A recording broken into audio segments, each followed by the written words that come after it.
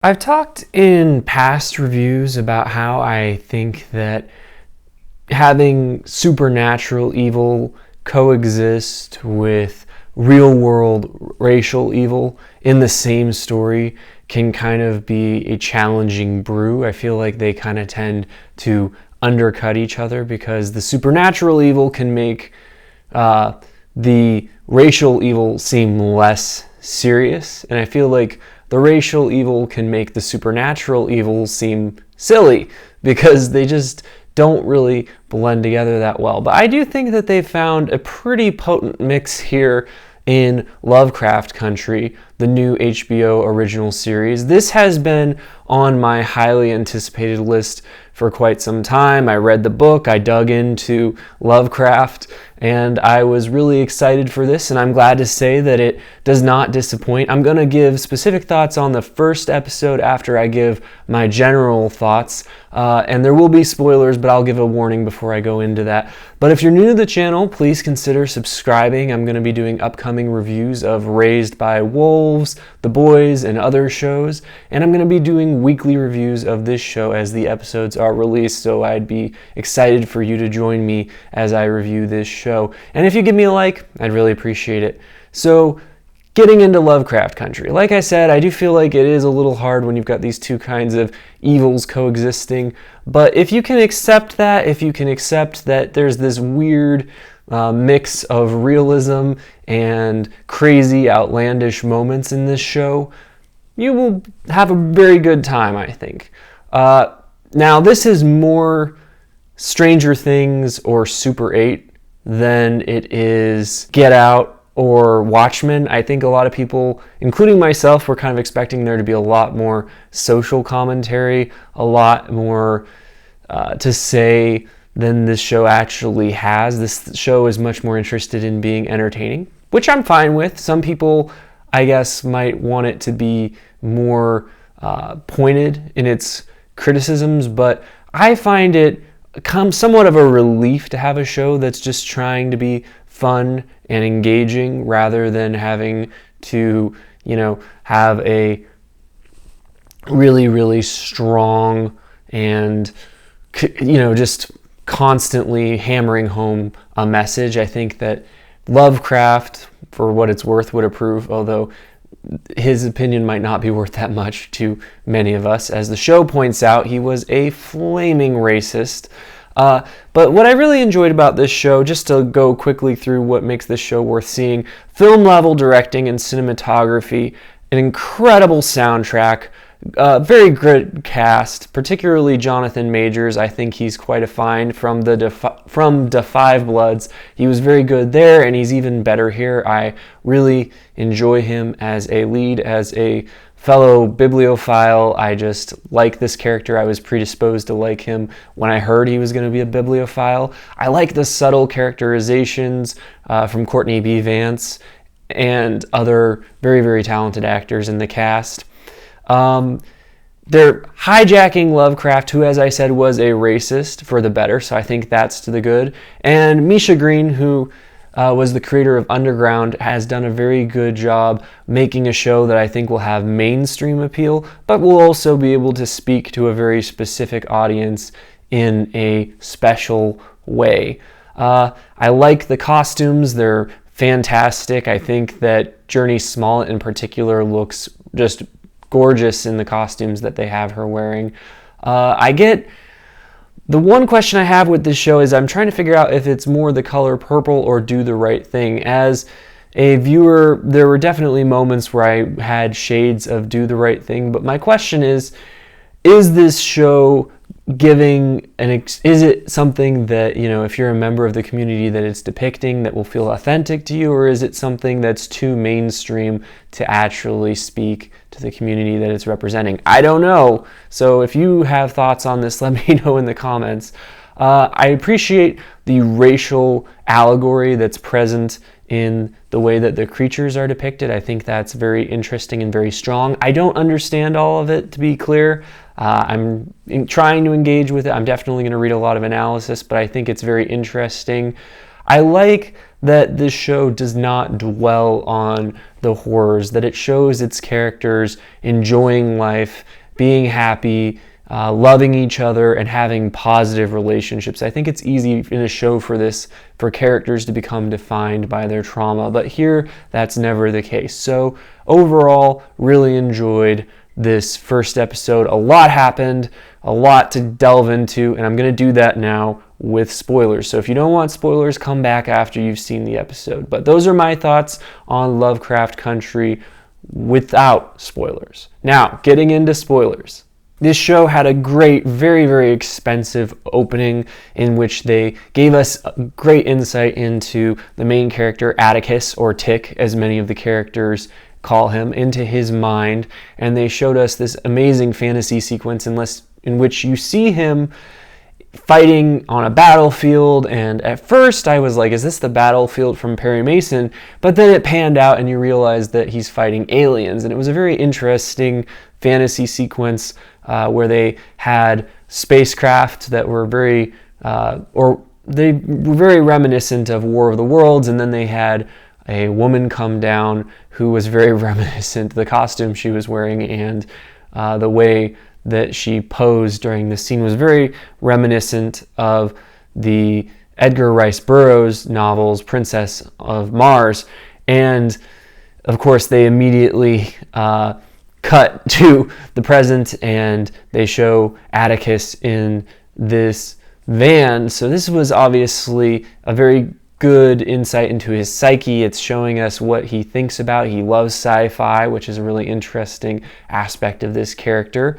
But he's also someone who, it's interesting, I liked the way that they explained how he grapples with the fact that a lot of sci-fi tends to be pretty racist, or it did at the time, and how he, in his conversation with the woman on the bus, says, you know, I love stories. They're kind of like people. You love them, but you realize that they're not perfect, that they have flaws. And then the woman says, but the flaws are still there. You can't pretend the flaws aren't there, which I think is a good way to wrestle with stories, especially Lovecraft, who not only was explicitly racist in real life, but a lot of tinges of racism in his stories. And as I said in the non-spoiler section, I appreciate that they're reclaiming Lovecraftian horror for a positive message rather than the negative one that his stories often had. I like how this show will have scenes where the characters are in a certain location or in a certain setting, and it will pan out just a little bit further and completely redefine the way you saw the scene up till that point. For instance, when they have Atticus and the woman on the bus, and they pan out to show that it says this section, you know, for the colored race only. So that was very, very well done, because you didn't realize that until they panned out where they were being discriminated against. And I thought it was interesting how when the bus eventually, you know, had a flat tire, that there was a scene where the people showed up to help the people on the bus go to the next town. And I assumed Atticus was going to go talk to them and get snubbed and be treated horribly. But he didn't. He was smart enough to not even bother. He knew that they weren't going to help him because of the color of his skin. So he simply avoided that confrontation. And I think that, you know, at the same time as it's really, really hard to watch, I think that this is a smart way to portray this, because it shows the characters are aware of the situation. I think oftentimes in these types of stories, when you watch them, the characters don't seem to be aware that they're going to be treated in a racist fashion, but the characters in this very, very much know the world that they live in. And good riddance to Jim Crow, but I'm glad to see these characters not acting like idiots, like walking into situations unaware of what could happen. They very much seem to know how they're likely to be treated in a lot of these situations. I think that there's a lot of subtle commentary in this episode. I did say it's not like a message show. I think the way that Watchmen or the Get Out, which was also produced by Jordan Peele. Well, obviously this is also produced by Jordan Peele, and that was his Best Picture nominated film. So you would definitely not be surprised to see similarities here. And there are similarities, but this is much more, as I said, Super 8 than Get Out.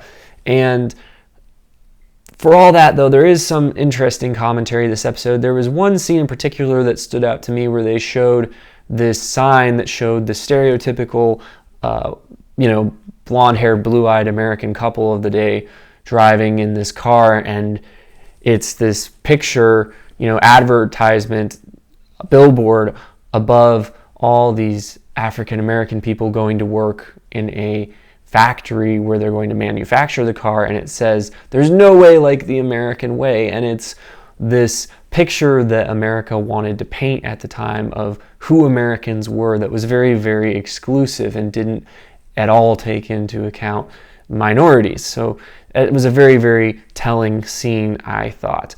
I did question how many times they had Jonathan Majors shirtless in this episode. This character just seems to have a shirt allergy, like Jacob in Twilight, basically. Very, very likable character, very, very charismatic performance from Jonathan Majors. I'm really enjoying it, really finding him compelling. I am finding Jurnee Smollett's Letty less so far. I think that they are going to develop her more down the stretch. But in this particular episode, there were some things that happened in the book, which I read prior to watching this show, that I thought made her character very strong and interesting and nuanced, which they didn't have occur here. But they've definitely taken her character in a different direction. They've made her a little bit more of a little bit less likable, in my opinion, with some of the decisions they've made, the way that they've had her interact with her family members. They've made her a little bit more troubled, a little bit more angsty. We'll see how that plays out. Let's see how people feel about that. There was obviously a couple very, very interesting action scenes this episode. There was a Michael Bay style car chase in which white supremacists were chasing the main characters through this town and shooting at them. And obviously this was a scene where I thought, how is this going to end well? I had read the book, but it didn't go down quite the way that it went down in the book. But they had a very, very mysterious character show up and intervene and cause this car to flip, seemingly killing all these people that were chasing them with the weapons. And again, this scene was a little bit ludicrous, and I find the contrast between the very, very real racism and the very, very real threats to their lives that they were facing and the ludicrousness of this action movie style car chase to be a little bit jarring. It's going to be interesting to see how people respond to this, because I feel like some people will be turned off by the juxtaposition of the realism with some of the more outlandish elements, as I said. But personally, I found this show entertaining enough that I was willing to just go with it. But I could see someone finding that hard to have in the same show. At the end of the episode, and this is where I feel the show runs into trouble with having these two types of evil juxtaposed, because this episode was mainly about Jim Crow and how, people's lives were threatened. Obviously, we had the very, very racist sheriff who told them seemingly was going to let them go if they could get out of his jurisdiction by sundown, but then we find out that it was all just a ruse, that he never had any intention of letting them go away, that he was always going to blame them for crimes they had nothing to do with. And this was all very plausible, all very realistic, and it was very tense and upsetting. I think that it would be hard not to be upset by watching this, whether it's something that you've personally experienced or heard about someone experienced, or something that you're just completely unaware of and have a hard time believing could have possibly happened in the US. It's very, very disturbing stuff. But then the monsters show up. And obviously we had some great special effects, some very gory sequences, very, very good horror-driven moments. But to me, I think this completely overwhelms everything that came before, and not necessarily in a good way, because I feel that a lot of the stuff that came before was very, very as I said, tense, and this just turned into essentially Super 8 with more gore and with the people getting killed being racist. So again, not sure how well these two mix together. Personally, it's a little bit of a problem for this show.